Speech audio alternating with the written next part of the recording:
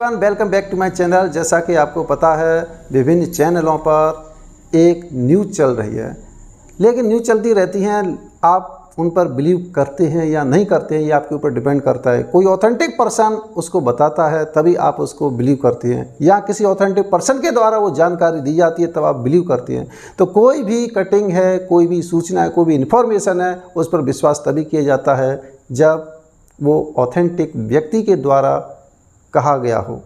तो आज हम आपको बताते हैं कि ये जो रीट की भर्ती की बारे में जो कहा जा रहा है, ये कटिंग चल रही है, क्या रीट की भर्ती होने जा रही है, उसकी क्या सच्चाई है।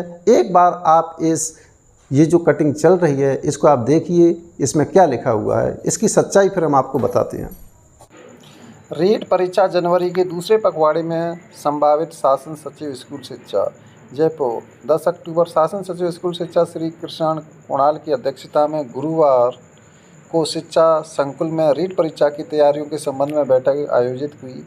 अध्यापक लेवल 1 एवं लेवल 2 की पात्रता के लिए रीट परीक्षा आयोजन के लिए नोडल एजेंसी माध्यमिक शिक्षा बोर्ड राजस्थान रहेगा तथा फीस पूर्वतः ही रहेगी। परीक्षा उत्तीर्ण के लिए न्यूनतम अंक अपडेट करने तथा परीक्षा में 5वां विकल्प भी शामिल करने का निर्णय लिया गया। परीक्षा की संभावित तिथि जनवरी 2025 के दूसरे पखवाड़े में होगी। बैठक में निदेशक माध्यमिक शिक्षा श्री आशीष मोदी, निदेशक प्रारंभिक शिक्षा श्री सीताराम जाट, सचिव माध्यमिक शिक्षा बोर्ड राजस्थान अजमेर श्री कैलाश चंद शर्मा तथा संयुक्त शासन सचिव शिक्षा श्री संजय माथुर सहित अन्य अधिकारी उपस्थित रहे हैं। तो यह किसके द्वारा कही गई बात है? यह स्कूल शिक्षा के शासन सचिव के द्वारा कही गई बात है और बीकानेर के निदेशक उनके द्वारा कही गई बात है।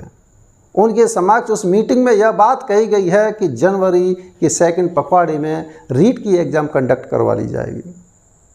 तो दोस्तों ये बात सही है कि रीट की एग्ज़ाम कंडक्ट जनवरी के सेकंड पखवाड़े में कर ली जाएगी।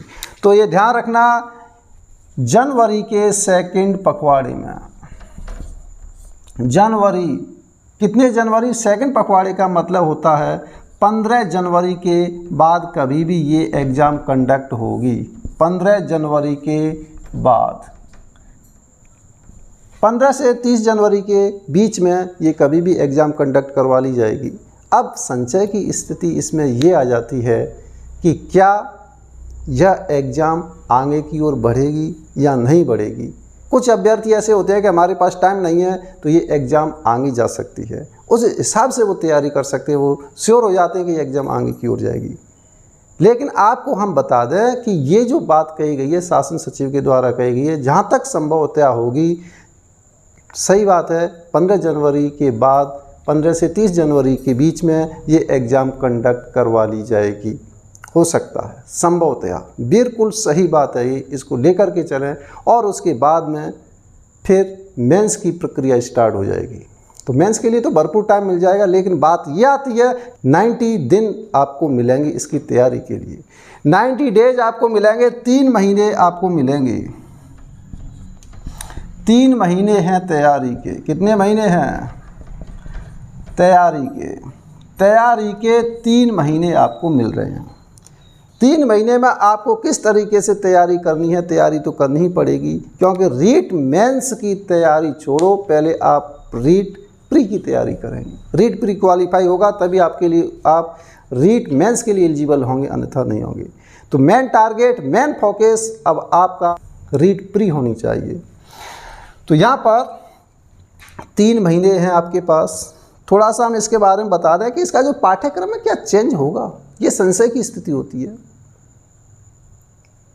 शासन सचिव के द्वारा बात कही गई है कि इसके अंतर्गत 5वां विकल्प भी अब की शामिल किया जाएगा। तो OMR जो सीट है, अब तक उसमें 4 विकल्प आते थे, अब 5वां विकल्प भी उसके अंतर्गत आएगा, जैसा कि अन्य के द्वारा भी भर्ती प्रक्रिया में वो किया जा रहा है। इसकी जो नोडल एजेंसी है BSER को ही बनाया गया है। और बात ये भी है उसमें कि न्यूनतम उत्तीर्णांक को भी अपडेट किया जाएगा, किया जा सकता है। अब वो किस तरीके से न्यूनतम उत्तीर्णांक रखेंगे वो नोटिफिकेशन में ही साफ मालूम होगा कि क्या रख रहे हैं क्या नहीं रख रहे हैं।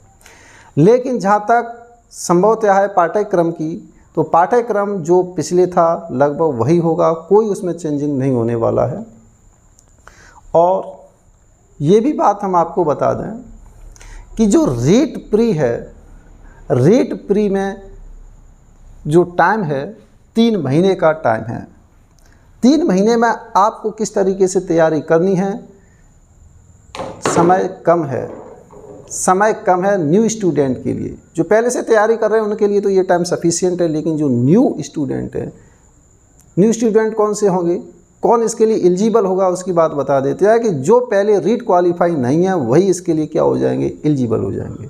जिन्होंने पहले से रीट क्वालिफाई कर रखा है उन्हें ये वाला क्वालिफाई करने की ज़रूरत नहीं है। जो BSTC के सेकंड ईयर में हैं, B.Ed के सेकंड ईयर में हैं, वो इसके लिए एलिजिबल हो जाएंगे, दे सकते हैं, कोई बात नहीं है इसमें।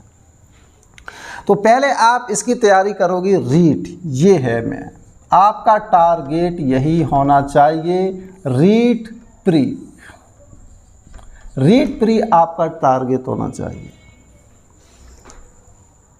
3 महीने का टाइम है आपके पास, आप किस तरीके से तैयारी करते हो, इसकी स्मार्ट स्टडी आप कैसे करोगे। 3 महीने में रीट की स्मार्ट स्टडी, इसके लिए मैं अलग से वीडियो बना के दिखाऊंगा आपको कि किस तरीके से पढ़ना चाहिए और कैसे नहीं पढ़ना चाहिए। आप में इस समय जोश आ जाना चाहिए, क्योंकि वैकेंसी बार बार नहीं आ रही है, उसमें टाइम लग रहा है। एक भर्ती पूरी होने में कितना टाइम लग रहा है, इस बात को आप भली भांति जानते हैं। तो इसलिए मौका हाथ से जाना नहीं चाहिए, पूरा जोश लगा दो, पूरी उमंग के साथ आप अच्छे तरीके से मेहनत करो। पहले रीट प्री को निकालो, उसके बाद में रीट मेंस के लिए भरपूर टाइम मिल जाएगा, आप निकाल सकते हो, बन सकते हो। सफलता पानी है तो पूरे जोश और मेहनत के साथ सेंसिटिव होकर के अच्छे तरीके से तैयारी करो। मिलते हैं नेक्स्ट वीडियो में। Thank you for watching.